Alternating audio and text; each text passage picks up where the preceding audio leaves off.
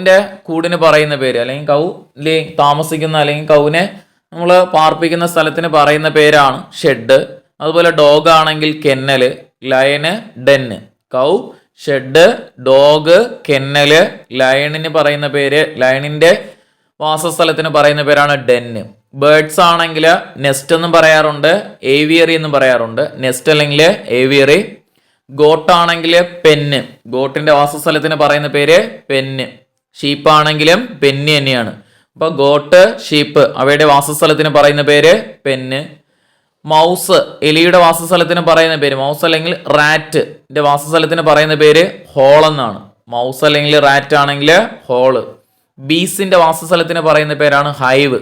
ബീസിന്റെ വാസസ്ഥലത്തിന് പറയുന്ന പേര് ഹൈവ്. അപ്പൊ ഈ ഹൈവ് ഓഫ് ബീസ് എന്നും പറയാറുണ്ട്. കളക്റ്റീവ് നൗൺ ആണ്. കളക്റ്റീവ് നൗൺ ആയിട്ടും ഹൈവിനെ ഉപയോഗിക്കാറുണ്ട്. അപ്പോൾ ബീസിന്റെ വാസസ്ഥലത്തിന് പറയുന്ന പേര് ഹൈവ്. പിഗ്, പിഗിന്റെ വാസസ്ഥലത്തിന് പറയുന്ന പേരാണ് സ്റ്റൈ. പിഗ് സ്റ്റൈ എന്നാണ് പറയുന്നത്. പിഗിന്റെ വാസസ്ഥലത്തിന് പറയുന്ന പേര് സ്റ്റൈ. റാബിറ്റ് ആണെങ്കിൽ ബറോ, റാബിറ്റിന്റെ വാസസ്ഥലത്തിന് പറയുന്ന പേര് ബറോ. സ്പൈഡർ ആണെങ്കിൽ വെബ്, സ്പൈഡറിന്റെ വാസസ്ഥലത്തിന് പറയുന്ന പേര് വെബ്. അപ്പം cow, shed, dog, kennel, lion, den, birds, nest അല്ലെങ്കിൽ aviary, goat, pen, sheep, pen, mouse, hole, bees, hive, pig, sty, rabbit, burrow, spider, web. അതുപോലെ ഹോഴ്സിന്റെ വാസസ്ഥലത്തിന് പറയുന്ന പേരാണ് സ്റ്റേബിള്. ഹോഴ്സ് ആണെങ്കിൽ സ്റ്റേബിള്, ഹോഴ്സിന്റെ വാസസ്ഥലത്തിന് പറയുന്ന പേര് സ്റ്റേബിള്.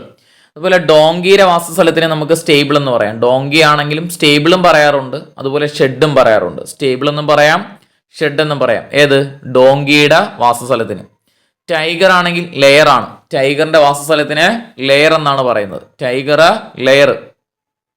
സ്നേക്കിന്റെ വാസസ്ഥലത്തിന് പറയുന്ന പേരാണ് ഹോള്. സ്നേക്കിന്റെ വാസസ്ഥലത്തിന് പറയുന്ന പേര് ഹോള്. എക്സിമോസിന്റെ വാസസ്ഥലത്തിന് പറയുന്ന പേരാണ് ഇഗ്ലു. Eskimos, igloo. അപ്പോൾ മങ്ക്, അതേപോലെ സന്യാസിമാരുടെ വാസസ്ഥലത്തിന് പറയുന്ന പേരാണ് മൊണാസ്ട്രി. Monk, monastery. മങ്കീസ് ആണെങ്കിലാ ട്രീസ്. മങ്കീസിന്റെ വാസസ്ഥലത്തിന് പറയുന്ന പേര് ട്രീസ്. പീജിൻ ആണെങ്കിൽ ഡൗക്കോട്ട് എന്ന് പറയും. പീജിന്റെ വാസസ്ഥലത്തിന് പറയുന്ന പേര് ഡൗക്കോട്ട്, അല്ലെങ്കിൽ ഡവ് എന്ന് പറഞ്ഞാലും മതി. ഡവിന്റെ വാസസ്ഥലമാണെങ്കിലും ഡവ്കോട്ട്. ആൻഡിന്റെ വാസസ്ഥലത്തിന് പറയുന്ന പേരാണ് ആൻഡ് ഹില്ല്. ഡക്ക് ആണെങ്കിൽ പോണ്ട്. ഡക്കിന്റെ വാസസ്ഥലത്തിന് പറയുന്ന പേര് പോണ്ട്. അപ്പോൾ horse, stable, tiger, lair, snake, hole, Eskimos, igloo, monk, monastery, monkey, trees, pigeon, dovecote, ant hill, duck, pond.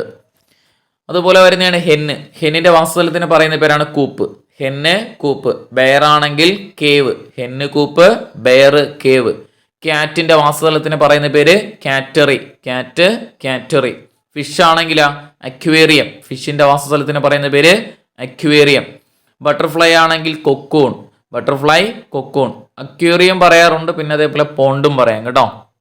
Fish aquarium പറയും, ചിലപ്പോൾ പോണ്ടെന്നും പറയാം. അപ്പൊ hen, coop, bear, cave, cat, cattery, fish, aquarium, butterfly, cocoon.